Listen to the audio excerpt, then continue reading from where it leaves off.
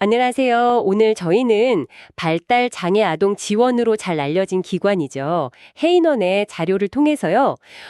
좀 어떻게 보면 의외일 수 있는 관점을 깊이 한번 들여다보려 합니다. 네, 보통은 아이의 문제나 어떤 필요에 모든 초점을 맞추게 되잖아요. 그렇죠. 보통 그렇게 생각하죠. 그런데 해인원에서는 부모가 먼저 행복해야 아이도 성장한다 이렇게 강조를 하더라고요.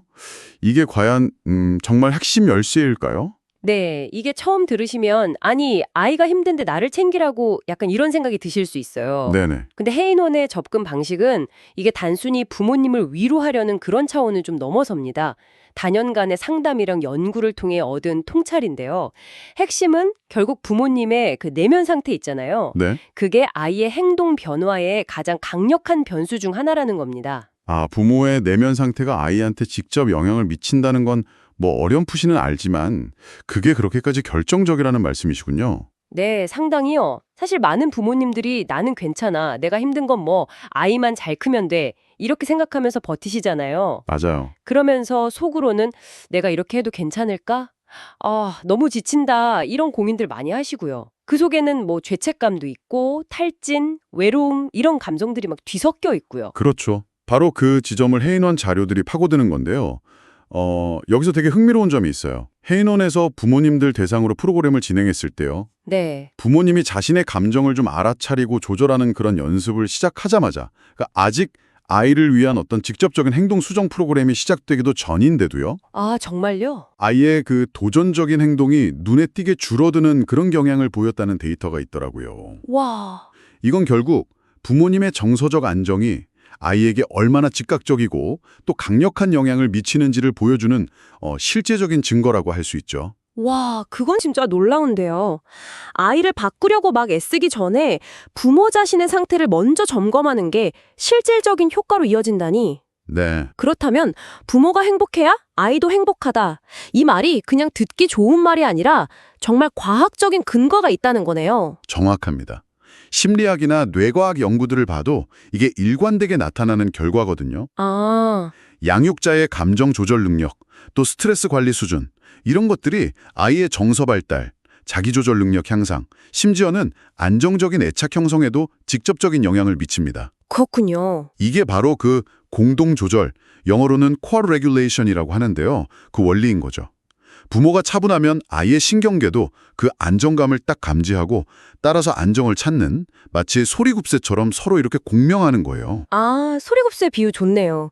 그렇지만 현실적으로 아이가 당장 힘들어 보일 때 부모가 자기 자신을 돌보는 시간을 갖는다는 게, 그래도 여전히 좀 이기적으로 느껴질 수 있을 것 같아요. 저라도 약간 그런 마음이 들 것 같은데요. 그럼요. 충분히 이해되는 감정입니다.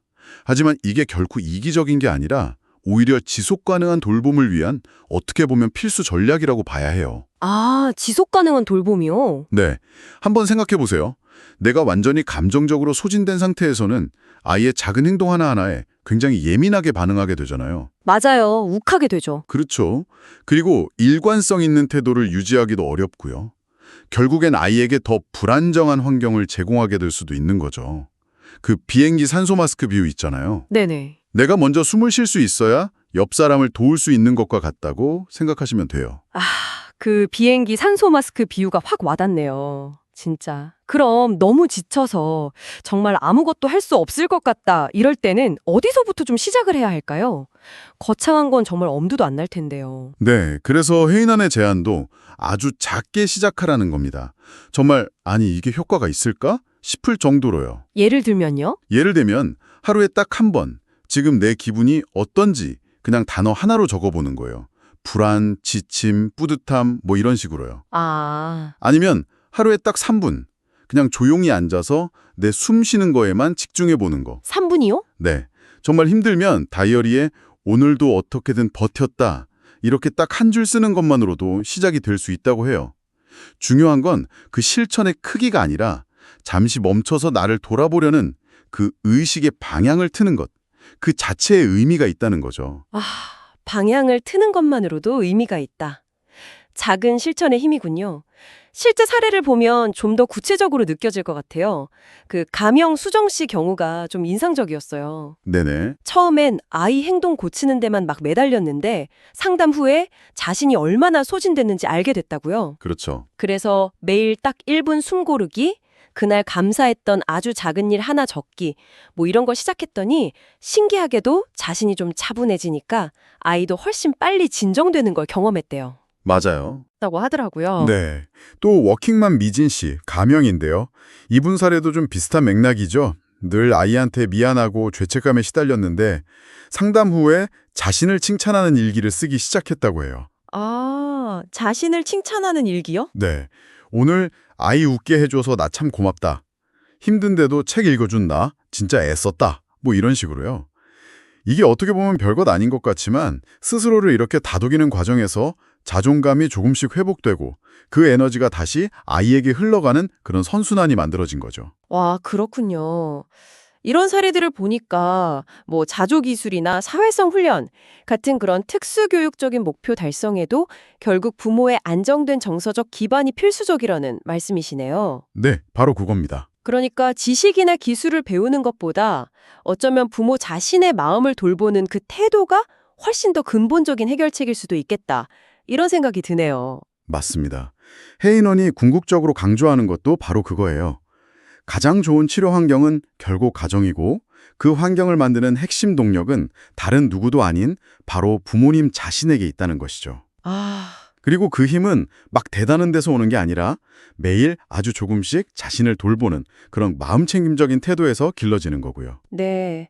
오늘 해인원의 자료를 통해서 부모의 행복과 안정이 결코 뭐 선택사항이 아니라 아이 성장에 정말 필수적인 토대라는 걸 다시 한번 확인한 것 같습니다. 혹시 지금 듣고 계신 분들 중에 너무 지쳐 있다면 오늘 말씀 나눈 것처럼 아주 작은 숨 고르기부터 시작해 보시면 어떨까요? 그리고 꼭 기억해 주셨으면 좋겠습니다. 당신은 이미 충분히 잘하고 계십니다. 네. 마지막으로 잠시 스스로에게 질문 하나를 던져보시면 좋겠다는 생각이 듭니다.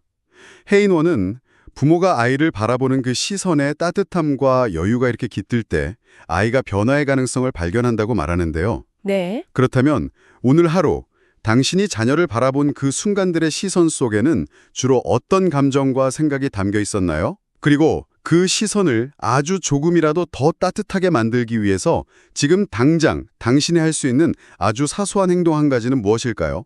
이 질문을 잠시 마음에 품어보는 것만으로도 저는 의미 있는 시작이 될 거라고 생각합니다.